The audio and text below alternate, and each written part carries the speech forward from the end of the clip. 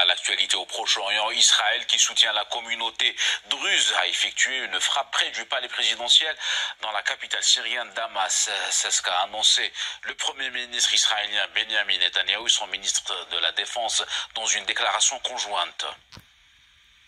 Le plus influent chef druze de Syrie a déclaré qu'une campagne génocidaire était menée en Syrie contre les membres de la minorité druze. À la suite de cette déclaration, Israël a effectué une frappe sur Damas, signalant qu'il soutiendrait les druzes et ne permettrait aucune violence à leur encontre. Cette nuit, Israël a effectué une frappe à proximité du palais présidentiel à Damas. C'est un signal clair adressé au régime syrien. Nous ne permettrons pas que des troupes se déploient au sud de Damas et ne tolérerons aucune menace contre la communauté druze. Les Druzes bloquent les routes dans le nord d'Israël, exigeant que les autorités israéliennes protègent les Druzes syriens. Une vidéo qui a largement circulé sur les réseaux sociaux locaux montre un manifestant druze attaquant un soldat de l'armée israélienne qui essayait de persuader les Druzes de débloquer la route. Le 1er mai, la communauté druze a également publié un communiqué demandant à Tel Aviv de la protéger. Nous vous adressons cet appel d'urgence. À chaque instant, la menace augmente. Les attaques et le massacre se poursuivent. Nous attendons de vous que vous remplissiez votre promesse de solidarité et de protection, que vous mettiez fin au massacre de nos frères druzes à l'étranger en Syrie, comme vous et le ministre de la Défense l'avez promis, et pour ce faire, que vous activiez d'urgence Tsahal. Des soldats druzes israéliens ont demandé au ministre de la Défense Katz de leur permettre d'entrer en Syrie pour combattre et protéger leurs familles, rapporte la chaîne de télévision israélienne Channel 11.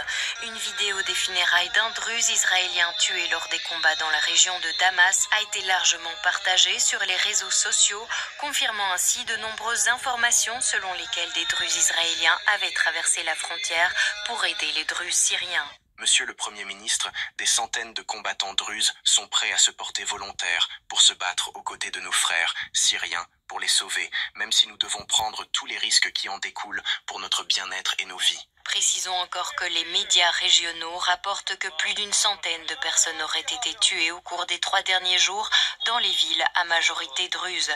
Parmi elles, le maire d'une région sud-ouest de Damas et son fils qui ont été exécutés. Certaines sources imputent leur meurtre aux forces de sécurité gouvernementales.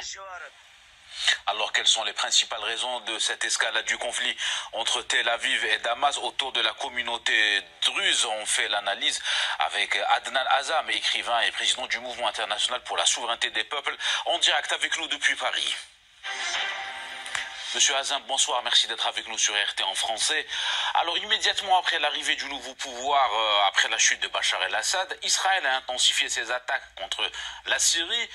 La protection des minorités ethniques est-elle la seule raison? Écoutez, je pense que ça n'a rien à voir avec la protection des communautés. Israël poursuit sa stratégie dans la région depuis 1948 jusqu'à aujourd'hui. Donc, et là, sa stratégie et la protection des minorités, c'est juste un langage. Et le nouveau régime qui s'est installé à Damas le 8 décembre 2024 n'a pas besoin de motifs supplémentaires parce qu'il est venu pour ça. Il est venu pour tuer, il est venu pour détruire l'État syrien et depuis le premier jour, il a licencié toute l'armée syrienne, la police syrienne, des milliers, 1,2 million fonctionnaires syriens, ils ont été mis à la rue. Et il a commencé par brûler des tombes, des symboles de la communauté chiite et alawite à Alep. Après, il a commencé à prendre des gens en otage. Après, il a commencé à marcher sur le cou des hommes et des femmes en leur demandant de faire du bruit comme des chiens. C'est quelque chose de jamais vu dans l'histoire. Et puis après, il a fini par le véritable massacre de la communauté alawite à l'attaquer à Tartous. Quand les situations se sont calmées, il a dit maintenant c'est le tour de la communauté druze. Ils ont fabriqué un audio avec l'intelligence artificielle. Soi-disant c'était un druze qui l'a fait, or tout le monde a découvert que c'est eux-mêmes les soldats de M. Al-Jolani, le front de Al-Nusra. C'est eux qui ont fabriqué cet enregistrement d'audio qui insulte le prophète Mohammed. exprès pour trouver un prétexte de foncer sur les deux villes qui sont à côté de Damas, Jaramana à l'est de Damas et Sahnaya au sud de Damas. Oui, alors Monsieur Azam, pardon de vous interrompre. Donc, comment expliquer, comment décrire cette politique du nouveau gouvernement de Damas? Il y a eu la violence à l'égard de la communauté alawite et maintenant avec les Druzes.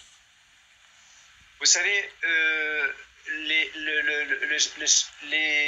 le front de Al-Nusra, Al-Joulani, c'est la Turquie qui l'a fait venir exprès pour mettre à la main sur la Syrie. Un accord avec Israël et les États-Unis, bien entendu. La Russie, il était pris dans le conflit de l'Ukraine. L'Iran, il était pris avec son histoire de négociation pour le programme nucléaire. Donc, le peuple syrien, il se trouvait complètement seul et victime de cette violence extrême entre la Turquie, les États-Unis et Israël pour payer le prix le plus fort, le prix par le sang. Donc, Al-Joulani, il est venu exprès pour diviser la Syrie, pour disloquer la Syrie, pour que Erdogan puisse trouver le contrôle total sur la Syrie. Et là, ils affrontent entre Erdogan et Netanyahou. Et tantôt, ils massacrent les Alaouites, tantôt, ils massacrent les Druzes. Et aujourd'hui, on sait tous, les femmes druzes, à Jaramana, à Sahnaya, ils sont tous rassemblés et partis dans les régions montagneuses pour fuir la violence horrible que les soldats de Al-Joulani exercent sur les gens. Hier, dans ma ville natale, à Souaïda, 10 villages, ils ont été attaqués. 10 villages, ils ont été attaqués par des barbares, des barbus, barbares avec des slogans, avec des couteaux à la main pour couper le cou des gens.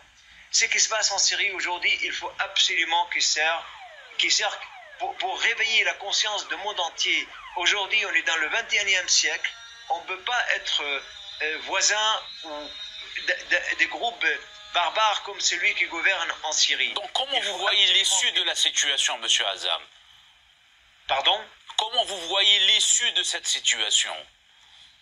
L'issue de cette situation, ils vont continuer à tuer, ils vont continuer à frapper, ils vont continuer à exécuter leur programme pour lequel ils sont venus. Et ils sont venus pour ça, pour faire peur, pour faire fuir les communautés, pour que la Syrie soit complètement partagée entre la Turquie et Israël et effacer la Syrie de l'histoire. Cette Syrie qui a donné tant de choses à l'humanité, aujourd'hui, elle est en train de disparaître. Et nous, ici à Paris, on est en train de tout faire pour sensibiliser l'opinion publique. Et à travers votre chaîne, je lance un appel au monde entier, dans toute la France, de venir nous rejoindre le samedi prochain, samedi 10 mai, sur le parvis de droits de l'homme, au manifeste contre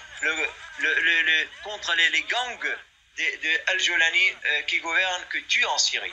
Oui, merci à vous pour votre analyse, Monsieur Adnan Azam. Je rappelle que vous êtes écrivain et président du Mouvement international pour la souveraineté des peuples. Vous étiez avec nous en direct depuis Paris. Merci à vous pour votre analyse. Merci à vous.